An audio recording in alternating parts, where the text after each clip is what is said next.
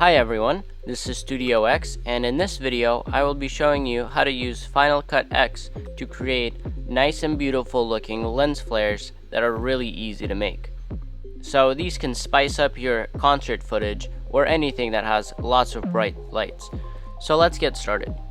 So here I have some concert footage that was shot by one of the people at Studio X. This was shot by DeJesu. So I have his link to his Instagram down below in the description. So if you're looking to find someone to edit or work with your awesome concert footage, he is the go-to guy. So let's find some really nice part of the footage here. This looks pretty good. So I'm just gonna blade it here and here just so I have a little bit of footage to work with. As you can see, it looks nice, but it just needs a little more of that lens flare look to add to it. So to make this, you don't need any plugins. Basically what you just need to do is just duplicate this footage, so you can just hold Option, click, and drag right above it. That way you're overlaying it straight to the top. And then I'm just gonna select this clip and hit V so I can disable it. And now to this top clip, let's go into all video and audio effects over here. And you're just gonna start typing in Luma at the bottom to get a Luma key. And you're just gonna drag that onto your clip. So what that does is it starts isolating the white. And what you need to do now is just to crank it up until all that you see is just the flares. So here's all the lights that we're going to be using to create our flares. And as you can see on the bottom, there's some just bright noise, probably from reflections on instruments and stuff, yeah. And basically stuff showing up in the camera. And in order to get rid of that, you can just go down to crop, and you can just start cropping from the bottom just to get rid of all that unnecessary stuff. So that's looking pretty good. Next thing you need to do is to go into the blur section of video effects, and let's take out the search for Luma. So next thing we're going to need is a directional blur. So that is used in order to create that horizontal stripe. And so let's go into the options here, and let's just bring up the amount by a ton, because you know, lens flares.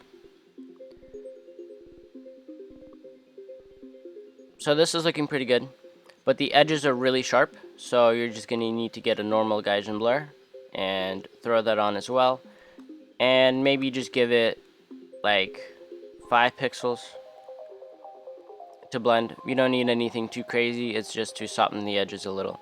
Yeah, 4.6 should be fine, but as you can see, it makes a slight difference and the edges aren't as sharp. So now let's enable our footage on the bottom and take a look at what we're working with. So as you can see, the flares are on top, but they really don't fit in at all currently. So what you're going to need to do is you're going to need to scroll all the way down into the compositing section and change the blending mode to screen.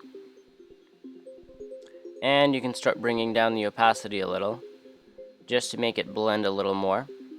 And the next thing you can also do is you can go into the color board and you can just take the global color and just bring it to blue, just to kind of help match the flares with the actual footage. So the next step that I would do now at this point is duplicate this entire composition again, this entire clip, and bring it here. Disable the directional blur. Bring a little more amount in the Gaussian blur. And I'm going to go down into the transform, and in rotation, I'm just going to do 180. So as you can see, what that does is basically rotates these circles that we made because I disabled the directional blur. and that kind of gives you those like lens, when it bounces around in the lens, that's basically what it's emulating right now. And I'm just gonna bring down the opacity on that a lot, just so it's very, very slight, but it makes a noticeable difference. So now if you look through it, now you have some nice looking lens effects going on top of your footage, and it took literally 10 seconds to make. So hopefully this video was helpful and you learned some new tricks in Final Cut 10. If you guys are looking for more Final Cut tutorials, be sure to comment down below if there's anything specific you're looking for, and I will make sure to make a tutorial about that. So thank you for watching. Subscribe if this video was helpful, and if you're looking to learn more about effects in different softwares. And I'll see you guys in the next one. See ya.